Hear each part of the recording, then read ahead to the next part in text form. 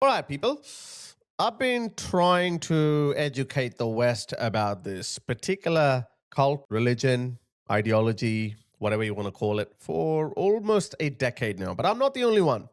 Some other people have been doing that too, namely Tommy Robinson and Lauren Southern. I don't know what happened to her. I think she had a little affair with Andrew Tate or something, and then she had to go at Tommy Robinson. I don't know the details, irrelevant. But this video is from nearly 8 years ago when Lauren Southern was trying to expose the dangers of Islamism, but nobody paid attention. And people like Lauren and Tommy Robinson were vilified for simply showing you the face of Islam. These were not conspiracy theories. They were just showing you, look what they are, look what they're doing, look how they're taking over parts of Western cities. But nobody paid attention. And I guess you can't really blame anyone because that's how humanity works, especially individualistic societies like Western society. You can't expect a corporate person or person who's minding his own business, who's paying his bills, he's got a job in an office, is not going to, there's no incentive for him to rise up and start speaking against Islam or Islamism. Yeah, they can see some occasional terrorist attacks, lyric bees murder, and all these kind of social problems. They could see that Tower Hamlets is no longer exclusive. It's no longer a diverse town. It's predominantly Bangladeshi. But I want to maintain my job. I want to keep paying my bills. I don't want to ruffle any feathers. So people look the other way. But all these people who were warning you about the dangers of Islamism, who were ignored and even vilified, attacked, mocked, they were right. And 10 years, 15 years later, 10 years later, whatever we were warning you about has come true purely because we were in that. So we shouldn't really be angry with the masses for not paying any attention because that's how societies evolve. Better late than never. So have a look at this. Have a look at this. So do not let them gaslight you or guilt trip you into believing that they are victims. They're not the victims. They've been behaving like brutish thugs for a very long time. Hey there. Okay, so I came out to Whitechapel in London to do some interviews in the area because it's a very multicultural area, and we wanted to ask people what they thought the British culture was. Thought it would be an interesting place. They're not. These places are not multicultural. These places are very homogenous. They're very monoculturalist. This film was 8 years ago, so 2018. I actually stayed in Whitechapel in 2017. I didn't know much about it at that time. I just went through Airbnb or bookings.com or whatever it was. I think it was Airbnb. And I looked at the cheapest place, which was not very cheap by Australian standards. It looked new. It was new. So later on, I found out that quality is a big issue in England. Australia being a nanny state, even if you go for a 3-star motel or hotel, you're not going to get really dirty bed sheets or dirty mattresses or holes in the walls of your room. We have certain standards. So that's what I was used to. So anyway, so I got that and then I was like, oh my God, it is an absolute dump. That was the first time when I saw, oh, that's what they mean by multiculturalism. Because in Australia, we had a right flavor of multiculturalism, except for Bankstown and Lakemba and maybe Fawkner or some parts of 2 or 3, 4 suburbs in Australia. Actually, Footscray used to be different. And Sandown Park, Noble Park in Melbourne, they're more Sudanese. But none of these suburbs were overwhelmed by foreign cultures. You could see their presence, but they were not overwhelmed. Whitechapel was overwhelmed. I was like, oh. And I noticed it was dirty. I'll go to central London or I'll go to white areas of London or even countryside England. They'll be pristine, clean, smiling faces. You go to East London. So anyway, so it's not multicultural, very monocultural. To do that. Because we were outside the mosque, we started having a guy follow us around with his cell phone and come up to us and basically say, like, you're not allowed to film here, which we perfectly are allowed to film here. It's a public street. The imam himself ended up calling the police on us for just interviewing people outside. We weren't harassing anyone. We weren't forcing them to do interviews. We were keeping the camera down, and the police came up to us and they had a million questions about what's your report Sikh police officer. Again, he's doing his job. about? Who do you work for? What questions are you asking? Like that's somehow relevant to what we're doing. And they're just waiting there. They're just waiting there in their police car as we stand here and ask people perfectly safe questions like, what does it mean to be British? Imagine that. Guys, imagine that. How much ground had we lost? And I mean, by as we, as I mean, how Western society, some basic tenets of Western society, some fundamental values like free speech. There is no abuse. There is no vilification. These are basic, normal questions. What does it mean to be an Australian? That's it. What does it mean? You can answer that, in your view, Australia has a modern multicultural identity where it's no longer limited to white Australia or people of British or Anglo-Australians of British heritage. It's no longer just that. Muslims are equally Australians. You can hold those views. You could say that, but because we know that it's absurd, that's why they don't want to answer that. And instead of answering the question, they want to challenge you. Somewhere along the way, we thought that this is the new norm. You're not allowed to ask these questions. Again, this video is 10 years old, and now you see where we are. At that point, white people didn't pay much attention. They didn't care. The police car is just sitting there, and they're just waiting for us to get out of here. Well, in your opinion, what do you think it means to be British? To have the British passport, maybe. That's it. Yeah. So you think it's just to have a British passport? Yeah, I think, to be born here, yeah. Think there's any like cultural aspects to being British? No, because it's a multicultural country anyway, so you See that? They have a cheat code. It's multicultural. We're allowed to be who we are. Let me play this video to you again because I have to. I'm gonna name and shame this horrible Home Affairs minister called Tony Burke. Look at him. They sold the idea of multiculturalism as they will integrate and assimilate, and over multiple generations, they will become indistinguishable from the original natives of the native society. Look at him. Now they're changing the tune. They're like, oh, well, we failed. They can't assimilate. So move to plan B, which is they don't have to assimilate. The concept of immigration is people, when they come to Australia, want to be part of Australia. That's what people want. No, they just want the Australian passport. That's it. They want the Australian passport, and we're giving it. It used to mean something. I remember I moved to Australia in 2003. I got my Australian passport in 2008. I was so stressed out that my permanent residence application might not get approved. I graduated and I applied, just like normal person. I was an international student, and I know a lot of people are now questioning that international students just come here. They're not interested in. For example, I graduated in IT. I never worked a day in IT. So even though IT was needed, I didn't do it. And you could say that I use it, but again, I wanted to be part of Australia. I did. So it used to mean something to be a citizen of Australia. Now they're just handing it out willy-nilly. It's like this. It's like a rich man in a strip club like this. Look at it. And I've never accepted the word assimilation. I don't want people to lose who they are. The word integration is one that's being used as part of a multicultural dialogue for a very long time. And that's what it is. Like, we want people for who they are. I've never subscribed to that sort of melting pot concept that your whole identity is meant to be dissolved. See how they changed their tune? That's it. That's why they were put under no pressure to integrate, to assimilate. Integrate, yeah, they integrated really well in our economic system, in our welfare, into Centrelink and whatever the equivalent of your welfare payments is in the UK and America. That's it. Look at this. So you can't really blame them. This is how humans behave. This is why we need to change the culture. You need to be brutal in the imposition of Western values. Brutal. By brutal, I mean no apologies, okay? Sorry, no halal slaughter. We don't like it. We don't like it, go. Fit in or boot out. To be a specific culture, to be a British, you can be a British and anything else. It's furries outside a mosque.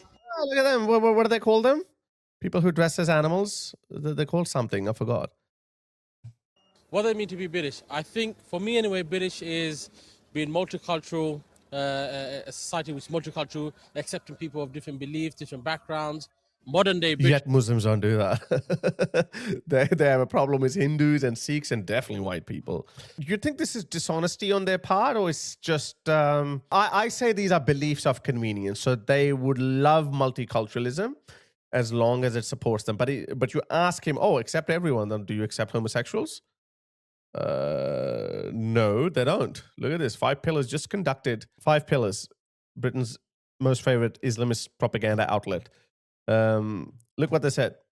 They asked a question to their people: Do 5 Pillars readers support London Mayor Sadiq Khan promoting LGBTQ and alcohol? This is what the Mayor of London had just said. This Pride Month, London stands with our LGBTQ I+ communities here and around the world. I look forward to seeing hundreds of thousands of Londoners and visitors taking to our streets in celebration and solidarity for Pride in London on Saturday. Now, look at the question. Look at the question. We asked our audience if it was understandable, not that it's okay for a Muslim to have that belief, if it's understandable, because, you know, he's a mayor of London. He can't really come out as an Islamist or a jihadi. So if it is understandable for Sadiq Khan to promote LGBTQ and alcohol given his position on London as London mayor serving all communities. Based on 960 responses, an overwhelming 95% said no. So they're not saying that he should hold these, you know, he can hold anti-LGBTQ views personally, but because he's a London mayor, that's why he has to cater to that side as well. No, they're saying no, even in that case, even as a mayor of one of the most multicultural cities in the world, even then it's not okay to promote LGBTQ. These are the views of Muslims, British Muslims. Yet here, accept everyone. So I don't know if it's cognitive dissonance or dishonesty or, it's just lack of understanding. I don't know what it is. Or hypocrisy. Could be anything. Either way, it is not sustainable. It is not sustainable. It is not in line with Western values. Your idea of running a society misaligns with with the overwhelming majority of Britain. Therefore, we're going to be hostile. We're going to be brutal in imposing our set of values. Is not what it was 300 years ago, where it had its own unique cultures, and but now it's a mix of cultures. Does that make sense? Right. Its food had to become mixed. Its dress sense has become mixed because we take the best from the world. That's what British is. Do you take LGBT? She should have. I don't know if she asked other questions. There you go. Good thing or a bad thing that the idea of being British doesn't have a cultural aspect to it anymore? I think it's good. All successful countries are multicultural. I think multicultural is a good thing. That's what makes a country successful. Do you think that there is... Well, she should have asked them. I hope she asked them another follow-up question. What about Pakistan? Should Pakistan become multicultural? Should it become Hindu? Should we have an explosion of Hindus and Sikhs and Christians and atheists? Yeah? No. That multiculturalism rule doesn't apply on our countries. A kind of core, like, British culture that's distinct from the multiculturalism, or do you think there is just multiculturalism? It's just multiculturalism. I don't think there's a specific way, specific culture that is part of British. I think what a beautiful accent on some of these people. I think they should be just grateful for having this accent that's been made possible because of them living in England. Being British is embracing all these different cultural differences. Oh yeah, he's making a call. Wonderful. Yeah, he's literally like peeking around the corner. It is a public pathway. There is a semi-naked hot blonde woman walking around, ladies and gentlemen, and she is tempting our beautiful young men, and they may lose their control, and if something happens that we're not responsible. Okay, we're warning you now. She should be in a burqa or something. If something happens to her, I hope nothing happens, but if something happens to her, then we ain't responsible. You can't be doing it in front of the mosque. But it's a public pathway. So you're going to keep doing it? Yeah. Is that what you're saying? I am perfectly allowed to be filming there, yes. That's no problem. Do you plan on doing something about it? So you plan on keep doing it. I'm going to make a call. All right. Some girls taking photos with me over there. Okay. British means you are permanent and you are resident of this country. British culture means... This is a joke. It was always going to happen with woke policies. This was always going to happen. This guy doesn't know anything about Britain or British history. I know a lot more about British history, and I wouldn't even dare to call myself British unless I lived there for 10, 15 years, studied Britain. This is why I actually don't even call myself Australian. Sometimes I feel guilty. I'm like, you know what? I've lived most of my life in Australia. I have a fairly good understanding of Australian culture, Australian values, fair income. But I still feel a little odd because I wasn't born here. But look at them. This guy, he'll tell you he's British. Be multicultural. Would you agree with that? That's of course is 100%. Yeah. 100%. So how do we distinct British culture? Do you think there's a unique British culture, or is it just multiculturalism? Is a multiculture. Multiculture. British means having value, dignity, and respect. You know, everybody respect each other, and that's what London is. Do you respect gay people? Yeah. Now, like, Do you respect blasphemers? No, not them. for example, I'm not allowed to enter this building here because I'm a woman. Do you find that tolerant or no? Well, you have to put scarf over your head or something, and then you can go in. I'm sure there are women that can go in there. Yes, there Actually, are. no, in most mosques you can't, but some Western mosques you can. But you sit at the back. Men sit at the front, and women sit at the back, and usually, yeah. A lot of religious places, particularly in Muslim religions, that you cannot do. There's some segregation. Yeah, so meaning Muslims are not tolerant. That's what you're trying to say. That was a perfect soundbite moment there. Do you consider yourself British? Yeah, I'm British. Yeah. I'm a British person. Yes, all right, no problem. Do you think that Of course he does. to be British, you have to have certain cultural values, speak a certain Everything all right, no problem. Very nice. Very nice. Very nice. What is British culture? Ask them about LGBTQ. Ask them about child marriage. Ask them. Cultures like it's actually multicultural. Do you think it's a blood thing, or do you think it's a culture thing, or do you think it's a passport thing? It's a passport more. Oh, So it's not cultural. It's just it's British. British. It's African. I'm British. Possibly is British. So all different colors. It's more cosmopolitan. yeah, we got to change. We got to change that. There should never be multiculturalism. No multiculturalism. If you have people from other cultures, every culture has its own set of values. Some people like gays, some people hate them, some people want to throw them off rooftops, some people want to carry knives, some people are holding racial and historical grievances. What do you get in the end? What kind of a society you create? Whatever kind of society you create. Social fabric is a good word, yeah?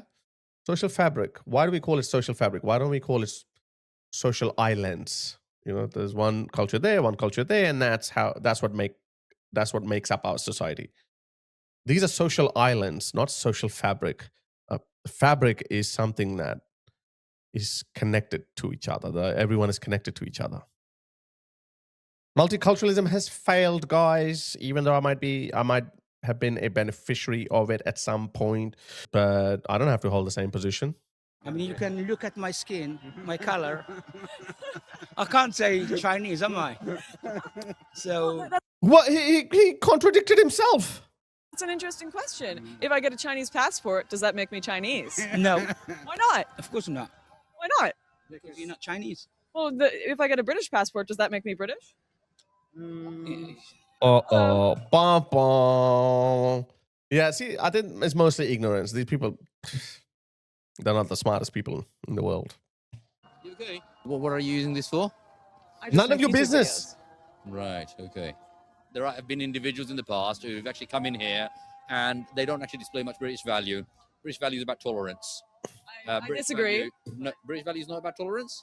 I don't think we should tolerate things that are counter to the British cultural values. No, did I say that? It's You about said it's about tolerance. Yes, it's about tolerance for other people. Tolerance and apathy are the signs of a dying society. No, it's completely different. You're coming from a different objective altogether. So with regards to if you antagonize people, then we will have to report the police, because if these are the people that are coming So if here. I ask the wrong questions. No. Because you just said my words. You said by the question. If you antagonize individuals and causing undue harassment, or distress. How do you That's do that? actually By punching them, by pissing on them, by throwing bacon on them, or just asking them questions? What do they mean? See how slippery these people are? Now, no, I think they're all idiots. I'm sorry. I think they're incapable of seeing holes in their own narrative. They're incapable of that. That could be because of, I don't know, low IQ, genetic problem. I don't know. I don't know what it is, but it is. He's saying it's about tolerance. Would you be tolerant to it? No, I'm not going to be tolerant because you're being intolerant. Well, I'm going to say, well, you're holding views that are intolerant to my views. So see how that's a vicious cycle? It can be turned either way, which is why I'm a firm believer. You should always, which is known as Popper's tolerance paradox, the philosophical idea that a perfectly tolerant society must be intolerant of intolerance. Their values are intolerant towards blasphemers, towards apostates, towards homosexuals. Not my definition. This is the definition of harassment. I'm not asking any questions that doesn't want to do interviews. I'm just informing you on that. Okay. Muslim as I am. You know what? Next time I go to London, I'm gonna have 3 or 4 security guards with me. I'm gonna go and ask them whatever question. I think I wouldn't even be allowed in. I think I should do that in Lemba. We're just doing interviews. Just for you two. Okay. Sorry. That's okay. That's all right. I mean, See, they're okay. Who are these people who are calling the police? Why are they so scared? They're okay. Again, I think they're...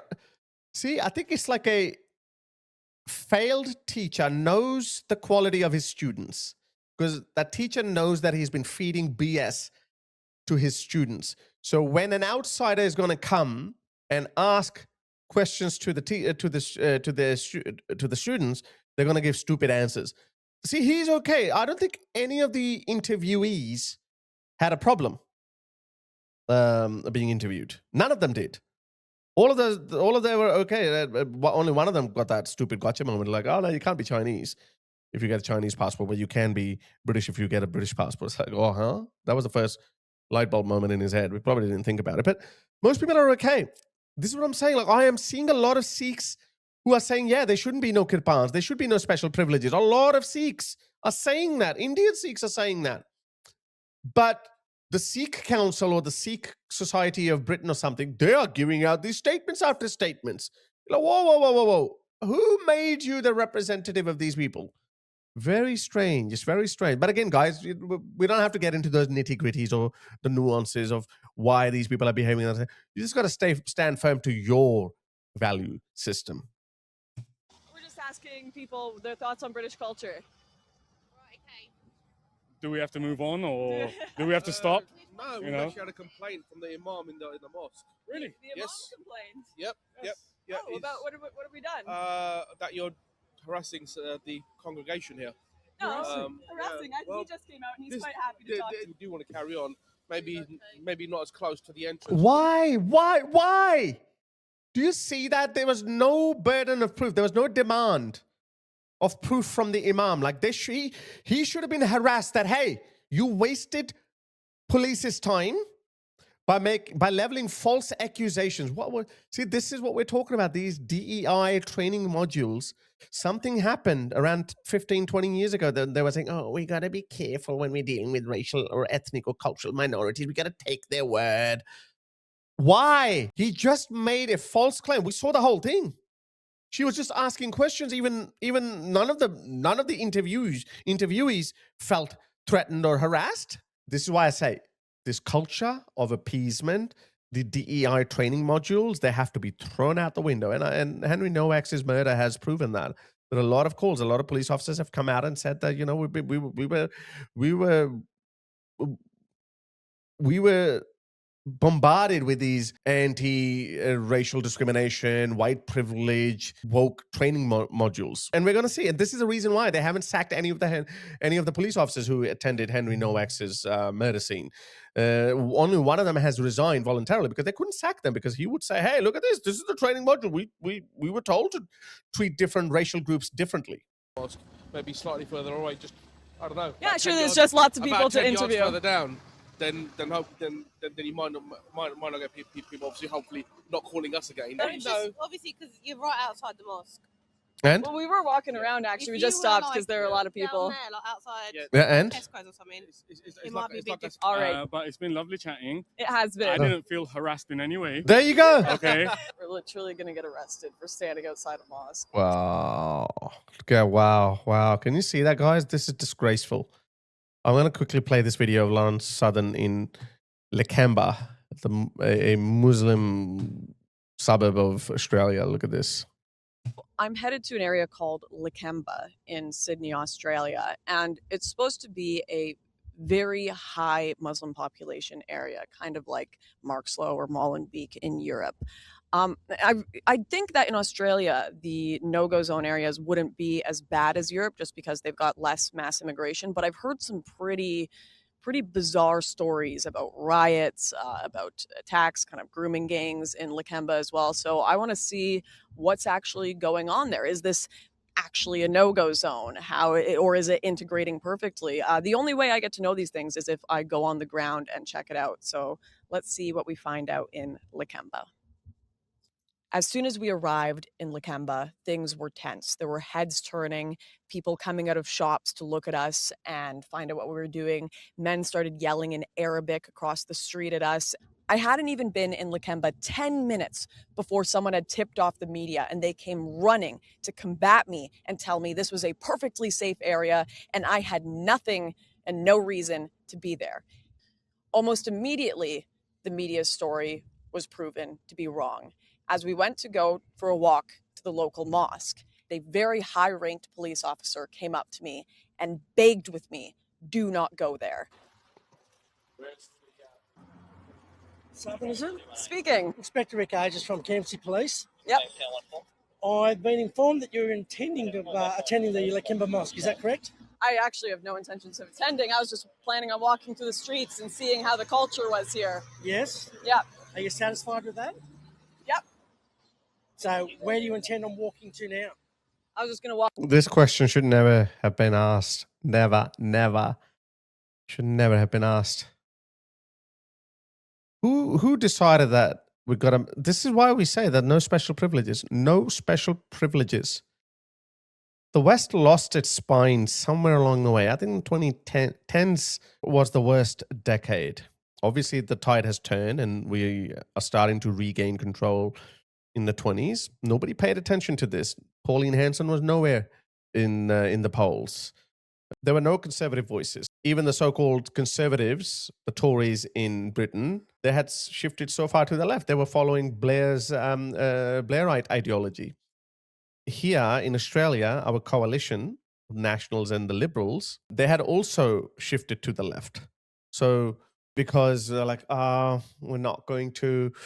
we're going to curb misogyny, we're going to end homophobia, we're going to end racial discrimination, and all of these things were happening. I think Australia started turning for the worst. Not necessarily this thing itself was bad. When Kevin Rudd in 2007 or 8, I think when he was elected, he apologized for the stolen generation. Now, I understand why it had to be done, and I understand, I'm not condemning that apology itself, but as I always say, societies never stay static. It should have stayed there, and we should have made commonsensical policies from there on. But no, we didn't.